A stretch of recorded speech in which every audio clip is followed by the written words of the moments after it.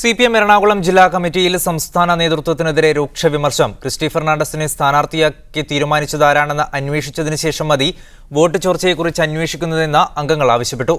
ജയേഷ് രാഘവനുണ്ട് ഞങ്ങളുടെ പ്രതിനിധി വിവരങ്ങളുമായി. ജയേഷ്, എന്തൊക്കെ വിമർശനങ്ങളാണ് ജില്ലാ നേതൃത്വം സംസ്ഥാന നേതൃത്വത്തിനെതിരെ ഉന്നയിച്ചത്? സായികുമാർ, ലോക്സഭാ തെരഞ്ഞെടുപ്പ് ഫലത്തിന് ശേഷം ആദ്യമായാണ് ജില്ലാ കമ്മിറ്റി വിശദമായി ഈ കാര്യങ്ങൾ ലോക്സഭാ തെരഞ്ഞെടുപ്പ് പരാജയം ചർച്ച ചെയ്യുന്നത്. നേരത്തെ ജില്ലാ കമ്മിറ്റി യോഗം ചേർന്നിരുന്നെങ്കിലും ഇത്തരത്തിലുള്ള വിശദമായ ഒരു ചർച്ച നടന്നിരുന്നില്ല. ക്രിസ്റ്റി ഫെർണാണ്ടസിന്റെ സ്ഥാനാർത്ഥിത്വം ആണ് പ്രധാനമായും എറണാകുളം മണ്ഡലത്തിൽ ഇത്രയേറെ 80,000-ലും വോട്ടിന്റെ ഒരു ഭൂരിപക്ഷത്തിന് UDF സ്ഥാനാർത്ഥി ജയിക്കാൻ ഇടയാക്കിയതെന്നാണ് പ്രധാനമായും ഉണ്ടായ വിമർശനം. ജില്ലാ കമ്മിറ്റി ഒരു കണക്ക് പ്രകാരം 35,000-ഓളം വോട്ടിന് UDFന് മേൽക്കൈ ഉണ്ട് എറണാകുളം മണ്ഡലത്തിൽ നിന്നായിരുന്നു കണക്ക്. എന്നാൽ 80,000-ലധികം ഭൂരിപക്ഷം UDF സ്ഥാനാർത്ഥിയുടെ ഭൂരിപക്ഷം കടന്നത് സ്ഥാനാർത്ഥി നിർണയത്തിലെ പാളിച്ച തന്നെയാണ് എന്നുള്ള പ്രധാനമായ വിമർശനമാണ് ഇന്ന് യോഗത്തിലുണ്ടായത്. ക്രിസ്റ്റി ഫെർണാണ്ടസിന്റെ സ്ഥാനാർത്ഥിയാക്കിയത് ആര് എന്നുള്ള അന്വേഷണത്തിന് ശേഷം മതി മണ്ഡലത്തിലുണ്ടായ വോട്ട് ചോർച്ചയെക്കുറിച്ചുള്ള അന്വേഷണം എന്നാണ് പ്രധാന വിമർശനം. നൂലിൽ കെട്ടിയിറക്കിയ സ്ഥാനാർത്ഥിയാണ് ക്രിസ്റ്റി ഫെർണാണ്ടസ്. ഇതാരാണ് ഇതിൽ ഉത്തരവാദി എന്നുള്ളത് പ്രധാനമായും അന്വേഷിക്കണം.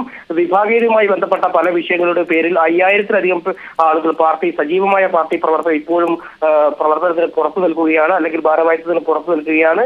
ഇക്കാര്യങ്ങളൊക്കെ തന്നെ എറണാകുളം മണ്ഡലത്തിൽ കാര്യമായ വോട്ട് ചോർച്ചയ്ക്ക് ഇടയാക്കി എന്നുള്ള വിമർശനമാണ് ഉണ്ടായത്. പ്രധാനമായും അതോടെ AAP സ്ഥാനാർത്ഥി ആം ആദ്മി പാർട്ടി സ്ഥാനാർത്ഥിക്ക് ഉണ്ടായ വോട്ട് വർധനവും പ്രതീക്ഷിതധികം വോട്ട് AAP സ്ഥാനാർത്ഥി അനിത പ്രതാപ് നേടിയും അതോടുകൂടെ BJP സ്ഥാനാർത്ഥിക്ക് BJP പോലും പ്രതീക്ഷിക്കുന്നത് 30,000 വോട്ടിന്റെ വർധനവുണ്ടായതും LDFന്റെ വോട്ട് ചോർച്ചയെ തുടർന്നാണെന്നുള്ള പ്രധാന വിലയിരുത്തൽ. സംസ്ഥാന നേതൃത്വത്തിനെതിരെ എറണാകുളം ജില്ലാ കമ്മിറ്റിയുടെ രൂക്ഷ വിമർശനം. ജയേഷ് രാഘവനാണ് വിവരങ്ങൾ നൽകിയത്.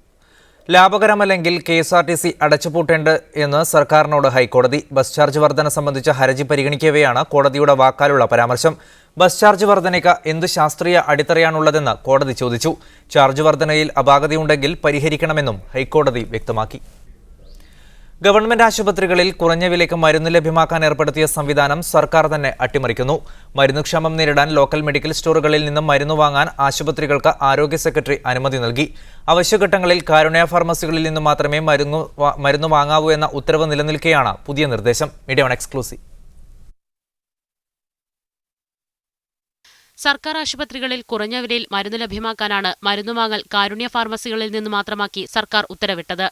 എന്നാൽ കാരുണ്യ ഫാർമസികളിൽ ആവശ്യത്തിന് മരുന്നെത്തിക്കാൻ ആരോഗ്യവകുപ്പ് തയ്യാറായില്ല. ആരോഗ്യവകുപ്പിന്റെ ഈ അലംഭാവം സംസ്ഥാനത്ത് രൂക്ഷമായ മരുന്നുക്ഷാമം സൃഷ്ടിച്ചു. കാരുണ്യ ഫാർമസികളിൽ ആവശ്യത്തിന് മരുന്നില്ലെന്ന് ചൂണ്ടിക്കാട്ടിയാണ് ഇപ്പോൾ ലോക്കൽ മെഡിക്കൽ സ്റ്റോറുകളിൽ നിന്നും നീതി സ്റ്റോറുകളിൽ നിന്നും മരുന്ന് വാങ്ങാൻ ആരോഗ്യ സെക്രട്ടറി അനുമതി നൽകിയിരിക്കുന്നത്. സർക്കാർ സംവിധാനത്തിന് പുറത്ത് വൻതോതിലുള്ള മരുന്ന് കച്ചവടത്തിനാണ് ഇതോടെ വഴി തുറന്നത്. 840 ഇനം മരുന്നുകൾ ഇപ്പോൾ കാരുണ്യ ഫാർമസികളിലില്ല. സർക്കാർ ആശുപത്രികളിലും കടുത്ത ക്ഷാമമാണ്. കേരള മെഡിക്കൽ കോർപ്പറേഷന്റെ 19 വെയർഹൌസുകളിലും അവശ്യമരുന്നുകൾ കിട്ടാനില്ല. വർഷം തോറും 600 കോടിയോളം രൂപയുടെ മരുന്നാണ് സർക്കാർ ആശുപത്രികളിൽ വിതരണം ചെയ്യുന്നത്. കാരുണ്യ ഫാർമസികൾ വഴി മാത്രമേ മരുന്ന് വാങ്ങാവൂ എന്ന ഉത്തരവ് നിലനിൽക്കുമ്പോൾ പോലും അവിടെ മരുന്നെത്തിക്കാൻ ആരോഗ്യവകുപ്പോ മെഡിക്കൽ കോർപ്പറേഷനോ നടപടിയെടുക്കാത്തത് ദുരൂഹമാണ്. Safeera Madathilakath, media one, Thiruvananthapuram. മലപ്പുറം അരീക്കോട് വഖഫ് സ്വത്ത് തർക്കവുമായി ബന്ധപ്പെട്ട വിവരം അന്വേഷിക്കാനെത്തിയ ഉദ്യോഗസ്ഥന് ക്രൂരമർദ്ദനം. വഖഫ് ഇൻസ്പെക്ടറായ മഹാനുദ്ദീനാണ് 10ഓളം പേരുടെ ആക്രമണത്തിനിരയായത്. മർദ്ദനത്തിന്റെ ദൃശ്യങ്ങൾ മീഡിയ വണ്ണിൽ ലഭിച്ചു. മലപ്പുറം അരീക്കോട് തച്ചെണ്ണ ജുമാ മസ്ജിദുമായി ബന്ധപ്പെട്ട് പള്ളിയിലെ ഇരുവിഭാഗങ്ങൾ തമ്മിൽ തർക്കം നിലനിന്നിരുന്നു. വഖഫ് സ്വത്തുക്കളുമായി ബന്ധപ്പെട്ട തർക്കം പലപ്പോഴും വാക്കേറ്റത്തിലായിരുന്നു അവസാനിച്ചിരുന്നത്. ഈ സാഹചര്യത്തിലാണ് വിഷയം അന്വേഷിക്കാനായി മഹാനുദ്ദീനെത്തിയത്.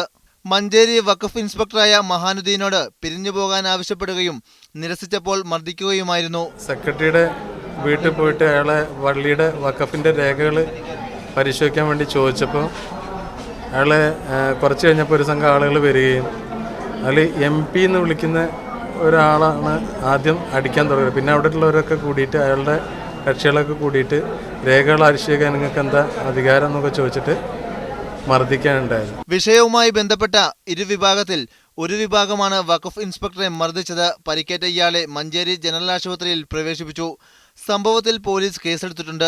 Media one, Malappuram. പ്രതിരോധ മേഖലയിൽ 100% നേരിട്ടുള്ള വിദേശ നിക്ഷേപം അനുവദിക്കാൻ നരേന്ദ്രമോദി സർക്കാർ ശ്രമം തുടങ്ങി. നൂതന സാങ്കേതിക വിദ്യ കൊണ്ടുവരുന്ന വിദേശ കമ്പനിക്ക് ഇന്ത്യൻ കമ്പനിയെ ഏറ്റെടുക്കാൻ അനുമതി നൽകാനും ആലോചനയുണ്ട്. റെയിൽവേ, അടിസ്ഥാന സൗകര്യ വികസനം, നിർമ്മാണം എന്നീ മേഖലകളിലും സമ്പൂർണ്ണ വിദേശ നിക്ഷേപം അനുവദിക്കാൻ നടപടികൾ തുടങ്ങിയിട്ടുണ്ട്. UPA സർക്കാരിന്റെ കാലത്ത് പ്രതിരോധ മേഖലയിൽ 26% നേരിട്ടുള്ള വിദേശ നിക്ഷേപം അനുവദിച്ചിരുന്നു. ഇത് 100%ആക്കി ഉയർത്താൻ നിർദ്ദേശിക്കുന്ന കുറിപ്പാണ് വിവിധ മന്ത്രാലയങ്ങളുടെ പരിഗണനയ്ക്കായി വാണിജ്യ വ്യവസായ മന്ത്രാലയം സമർപ്പിച്ചത്. കമ്പനികളിലെ ഓഹരി പങ്കാളിത്തം മാത്രം ലക്ഷ്യമിടുന്നവർക്ക് 49% നിക്ഷേപം നടത്താനേ അനുമതിയുണ്ടാകൂ.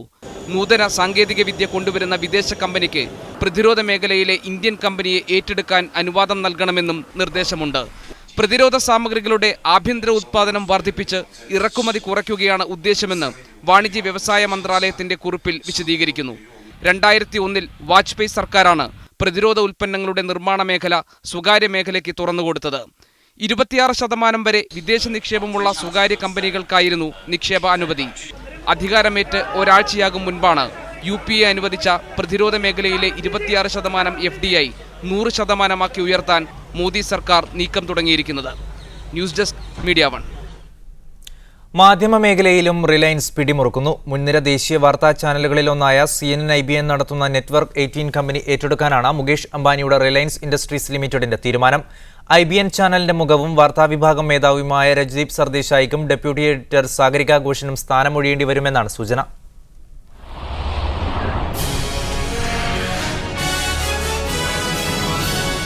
This is India at 9. Good evening, hello and welcome the great Indian democracy. ഒരു പതിറ്റാണ്ടിനിടെ രാജ്യത്തെ മുൻനിര ചാനലുകളിലേക്ക് ഉയർത്തപ്പെട്ട രാജ്ദീപ് സർദേശായി നയിക്കുന്ന CNN-IBNൽ നേരത്തെ ചെറിയ ഓഹരിയാണ് റിലയൻസിനുണ്ടായിരുന്നത്. വാർത്തയിൽ മോദി സ്വാധീനം ഏറിവരുന്നെന്ന വിമർശം ശക്തമാകുന്നതിനിടെയാണ് ചാനൽ ഉൾപ്പെടുന്ന നെറ്റ്വർക്ക് 18ലെ 78% ഓഹരിയും റിലയൻസ് സ്വന്തമാക്കുന്നത്. നെറ്റ്വർക്ക് 18 കമ്പനിയുടെയും അനുബന്ധ സ്ഥാപനമായ TV18 കമ്പനിയുടെയും കീഴിലുള്ള മാധ്യമ സ്ഥാപനങ്ങൾ ഏറ്റെടുക്കുന്നതിന് 4000 കോടി രൂപയുടെ നിക്ഷേപം നടത്തുമെന്ന് ഇന്നലെയാണ് മുകേഷ് അംബാനിയുടെ ഉടമസ്ഥതയിലുള്ള റിലയൻസ് ഇൻഡസ്ട്രീസ് ലിമിറ്റഡ് പ്രഖ്യാപിച്ചത്. റിലയൻസിന്റെ കീഴിലുള്ള ഇൻഡിപെൻഡന്റ് മീഡിയ ട്രസ്റ്റാണ് കമ്പനി ഏറ്റെടുക്കുന്നത്. റിലയൻസിന്റെ കൈവശമുള്ള 4G ലൈസൻസ് ഉപയോഗിച്ച് ടെലികോം മേഖലയിലെ സേവനങ്ങൾ വ്യാപിപ്പിക്കുന്നതിന്റെ ഭാഗമായാണ് നെറ്റ്വർക്ക് 18 കമ്പനിയെ ഏറ്റെടുക്കുന്നത് എന്നാണ് ഔദ്യോഗിക വിശദീകരണം. ഇതോടെ colours, CNN-IBN, CNBC, TV18, IBN7, CNBC Awas എന്നീ ചാനലുകൾ മുകേഷ് അംബാനിക്ക് സ്വന്തമാകും. ചാനലുകൾക്ക് പുറമെ നെറ്റ്വർക്ക് 18 ഉടമസ്ഥതയിലുള്ള പ്രമുഖ വാർത്താ പോർട്ടലുകളായ in.com, fastsport.com, cricketnext.in എന്നിവയും കൊമേഴ്ഷ്യൽ സൈറ്റുകളായ homeshop18.com, bookmyshow.com എന്നിവയും റിലയൻസ് സ്വന്തമാക്കും. മോദിക്കെതിരായ റിപ്പോർട്ടിംഗിൽ നിയന്ത്രണം കൊണ്ടുവന്നപ്പോൾ പ്രതിഷേധിച്ച വാർത്താവിഭാഗം മേധാവിയും ചാനൽ മുഖവുമായ രാജ്ദീപ് സർദേശായിക്കും ഭാര്യയും ഡെപ്യൂട്ടി എഡിറ്ററുമായ സാഗരിക ഘോഷിനും പുതിയ സാഹചര്യത്തിൽ പദവികൾ നഷ്ടമാകും.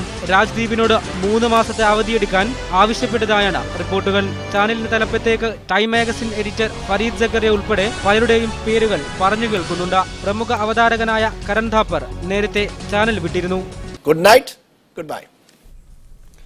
IPLൽ കിങ്സ് 11 പഞ്ചാബ് ഫൈനലിൽ പ്രവേശിച്ചു. രണ്ടാം ക്വാളിഫയറിൽ ചെന്നൈ 24 റൺസിനാണ് പഞ്ചാബ് തോൽപ്പിച്ചത്. പഞ്ചാബിനായി വീരേന്ദ്ര സേവാഗ് 122 റൺസ് എടുത്തു. സുരേഷ് റെയ്ന ചെന്നൈക്കായി 87 റൺസ് എടുത്തു. ആദ്യമായാണ് പഞ്ചാബ് IPLൽ ഫൈനലിൽ പ്രവേശിക്കുന്നത്. ഞായറാഴ്ച നടക്കുന്ന ഫൈനലിൽ കൊൽക്കത്തയാണ് പഞ്ചാബിന്റെ എതിരാളികൾ. ലോകകപ്പ് ഫുട്ബോളിനെ വരവേൽക്കാൻ മീഡിയ 1ഉം മാധ്യമവും ചേർന്നൊരുക്കുന്ന സോക്കർ കാർണിവലിന്റെ റോഡ് ഷോ കണ്ണൂരിലെത്തി. രാവിലെ കണ്ണൂർ പോലീസ് മൈതാനിയിലായിരുന്നു ഷോയുടെ ഭാഗമായുള്ള ആദ്യ ഷൂട്ടൌട്ട് മത്സരം. കണ്ണൂരിലെ ഫുട്ബോൾ ആരാധകർ ഏറെ ആവേശത്തോടെയാണ് ഷോയെ വരവേറ്റത്. ലോകകപ്പ് ഫുട്ബോളിന്റെ ആരവങ്ങൾ ഉയർത്തി മീഡിയ 1ഉം മാധ്യമവും SBTയും ചേർന്ന് സംഘടിപ്പിക്കുന്ന സോക്കർ കാർണിവലിന് കണ്ണൂരിലെ ഫുട്ബോൾ ലോകം ആവേശോജ്വലമായ സ്വീകരണമാണ് നൽകിയത്.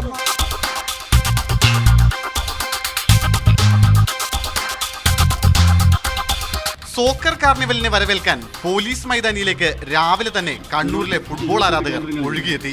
കണ്ണൂരിലെ പ്രമുഖ ഫുട്ബോൾ ക്ലബ്ബുകളായ Kannur brothers, lucky star, spirited youth, gymkhana, sporting buds തുടങ്ങിയവയുടെ താരങ്ങൾ ചേർന്നാണ് റോഡ് ഷോയെ സ്വീകരിച്ചത്.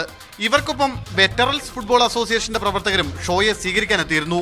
Gulf Madhyamam editor VK Hamsabas, all India football federation മുൻ secretary PP Lakshmanan, olympics association president CH Aboobacker Haji തുടങ്ങിയ നിരവധി പ്രമുഖരുടെ സാന്നിധ്യത്തിലായിരുന്നു ഷൂട്ടൌട്ട് മത്സരത്തിന്റെ ആരംഭം.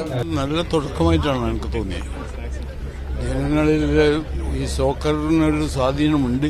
അതൊന്ന് ഊട്ടിയുറപ്പിക്കാൻ ഈ മാധ്യമങ്ങളുടെ കൂട്ടത്തിൽ മാധ്യമം ചെയ്യുന്നത് ഒരു വലിയ കാര്യമായി ഞാൻ കാണുകയാണ്. കണ്ണൂരിന്റെ ഫുട്ബോൾ ചരിത്രം ഉറങ്ങിക്കിടക്കുന്ന പോലീസ് മൈതാനം ഇന്ന് അക്ഷരാർത്ഥത്തിൽ പഴയ പ്രതാപകാലത്തിലേക്ക് തിരിച്ചു പോവുകയായിരുന്നു. സുനിൽ ഐസക്, മീഡിയ 1, കണ്ണൂർ. ഉത്തരേന്ത്യയിൽ നിന്ന് അനാഥാലയങ്ങളിൽ പഠിക്കാനെത്തിയ കുട്ടികളെ തേടി രക്ഷിതാക്കളെത്തി. തങ്ങളുടെ താൽപര്യപ്രകാരമാണ് കുട്ടികൾ പഠിക്കാനെത്തിയതെന്ന് രക്ഷിതാക്കൾ പറയുന്നു. ഉത്തരേന്ത്യയിലെ വിവിധ സംസ്ഥാനങ്ങളിൽ നിന്നും പഠനത്തിനായി എത്തിയ 500-ലധികം കുട്ടികളെ പോലീസ് തടഞ്ഞിരുന്നു. രേഖകൾ ഇല്ലെന്ന് പറഞ്ഞ് 100-ലധികം കുട്ടികളെ ഇപ്പോഴും ചൈൽഡ് വെൽഫെയർ കമ്മിറ്റിയുടെ നിരീക്ഷണത്തിൽ പാലക്കാട്ടെ ഓർഫനേജുകളിൽ താമസിപ്പിച്ചിരിക്കുകയാണ്. തങ്ങളുടെ മക്കളെ തേടി 17 രക്ഷിതാക്കളാണ് പാലക്കാട്ടെത്തിയത്. മക്കളുടെ മികച്ച പഠനത്തിനായി തങ്ങളാണ് മക്കളെ കേരളത്തിലേക്ക് അയച്ചതെന്ന് ഇവർ പറയുന്നു.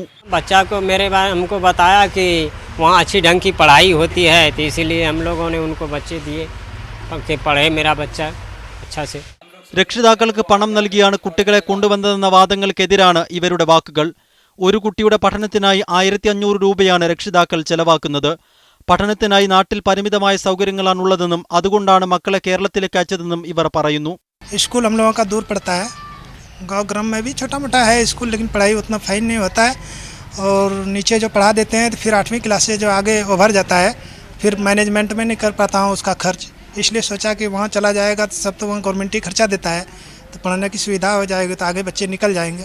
മക്കളെ തങ്ങൾ ആഗ്രഹിച്ചതുപോലെ കേരളത്തിൽ പഠിപ്പിക്കാൻ പറ്റാത്ത സാഹചര്യമെന്നാൽ നാട്ടിലേക്ക് കൊണ്ടുപോകുമെന്നും രക്ഷിതാക്കൾ പറയുന്നു. മുഴുവൻ രേഖകളും കൊണ്ടാണ് ഇവർ പാലക്കാട്ടെത്തിയിരിക്കുന്നത്. അതേസമയം ഉത്തരേന്ത്യയിൽ ഇവർ താമസിക്കുന്ന പ്രദേശങ്ങളിലെ ഉദ്യോഗസ്ഥരെ വിവരം അറിയിച്ചിട്ടുണ്ടെന്നും അവർ എത്തിയതിനു ശേഷം ബാക്കി കാര്യങ്ങൾ തീരുമാനിക്കുമെന്നും ജില്ലാ കളക്ടർ പറഞ്ഞു. മീഡിയ 1 പാലക്കാട്. പാലക്കാട്, തൃശൂർ, കോഴിക്കോട് ജില്ലകളിലെ ശിശുക്ഷേമ സമിതിയുമായി ബാലാവകാശ കമ്മീഷൻ ചർച്ച നടത്തി. പാലക്കാട് കലക്ടറേറ്റിൽ ബാലാവകാശ കമ്മീഷൻ അധ്യക്ഷ നീല ഗംഗാധരന്റെ അധ്യക്ഷതയിലാണ് യോഗം നടന്നത്. ഇതര സംസ്ഥാനങ്ങളിൽ നിന്നും കേരളത്തിലെ അനാഥാലയങ്ങളിലേക്ക് കുട്ടികളെ കൊണ്ടുവരുന്നതിന് നിയന്ത്രണം ഏർപ്പെടുത്താൻ യോഗത്തിൽ ധാരണയായി. പാലക്കാട് താമസിപ്പിച്ചിരിക്കുന്ന കുട്ടികളുടെ രക്ഷിതാക്കൾ ഹാജരായാൽ കുട്ടികളെ വിട്ടുനൽകാനും യോഗത്തിൽ തീരുമാനമായി. അനാഥാലയങ്ങൾ കൃത്യമായി പരിശോധിക്കാനും യോഗത്തിൽ തീരുമാനിച്ചു. ഈ വിഷയം ഇന്ന് ന്യൂസ് 1 മിഡിൽ ഈസ്റ്റ് ചർച്ച ചെയ്യുന്നു. Muhammad Khaji, vice president, Mukkam orphanage, അദ്ദേഹം ന്യൂസ് ഫ്ലോറിൽ ഈ ചർച്ചയിൽ പങ്കെടുക്കും. Advocate Fareeda Ansari, child welfare committee പ്രതിനിധി, ടെലിഫോൺ ലൈനിലും ഈ ചർച്ചയിലുണ്ടാകും. ആദ്യം ശ്രീ മുഹമ്മദ് ഹാജി, യത്തീംഖാനയിൽ ചേർക്കാൻ കൊണ്ടുവരവേ പാലക്കാട് ഏകദേശം 400-ലധികം കുട്ടികളെ പിടിച്ചുവെച്ച ആ ഒരു സംഭവം, അതുമായി ബന്ധപ്പെട്ട് ഇപ്പോൾ മുന്നോട്ട് പോകുന്ന നടപടികൾ, ഒരുപക്ഷെ വിദ്യാഭ്യസിക്കാൻ നമ്മുടെ നാട്ടിലെത്തിയ ആ കുട്ടികളോടും അവരുടെ രക്ഷിതാക്കളോടും ചെയ്യുന്ന വലിയൊരു അനാദരവല്ലേ, പൊതുസമൂഹത്തിൻ്റെ ഭാഗത്തു നിന്നുണ്ടായ ഒരു അനാദരവല്ലേ ഇപ്പോൾ പ്രകടമാകുന്നത്? തീർച്ചയായും ഇതിൻ്റെ സത്യാവസ്ഥ എന്ന് പറഞ്ഞാൽ ഏകദേശം 10 കൊല്ലത്തോളമായി മുക്കം മുസ്ലിം അനാഥശാല അന്യസംസ്ഥാനത്തെ കുട്ടികൾ പഠിപ്പിക്കുന്ന ഒരു സ്ഥാപനമാണ്. ഇതിന് ഒരു ചെറിയ വിശദീകരണം എനിക്ക് നൽകേണ്ടതുണ്ട്. കാരണം 1956 സ്ഥാപിച്ച മുക്കം മുസ്ലിം അനാഥശാല 1200ഓളം കുട്ടികൾക്കുള്ള എല്ലാവിധ അക്കോമഡേഷനുള്ളൊരു അനാഥശാലയാണ്. 1500 കുട്ടികൾക്കുള്ള അംഗീകാരം ഞങ്ങൾക്കുണ്ട്. ഇപ്പോൾ ഈ 1200 കുട്ടികൾ പഠിക്കുന്ന ഈ അനാഥശാലയിൽ ഇന്നത്തെ കാലഘട്ടത്തിൽ ഒരു 4-5 വർഷമായി കേരളത്തെ സംബന്ധിച്ചിടത്തോളം കുട്ടികൾ വളരെ സുഖകരമായ രീതിയിൽ തന്നെ വീട്ടിൽ താമസിച്ച് പഠിക്കാനുള്ള അന്തരീക്ഷമായതുകൊണ്ട് അനാഥകളും അഗതികളും പാവപ്പെട്ടവരുമായ കുട്ടികൾ അനാഥശാലകളിലേക്ക് വരുന്നില്ല. ഈ ഘട്ടത്തിൽ ഇന്ത്യയിലുള്ള എല്ലാ സംസ്ഥാനങ്ങളിലും ഭൂരിഭാഗം സംസ്ഥാനങ്ങളിലും മൈനോറിറ്റി കോൺഫറൻസുകൾക്കും NGO കോൺഫറൻസുകൾക്കും പങ്കെടുക്കുന്ന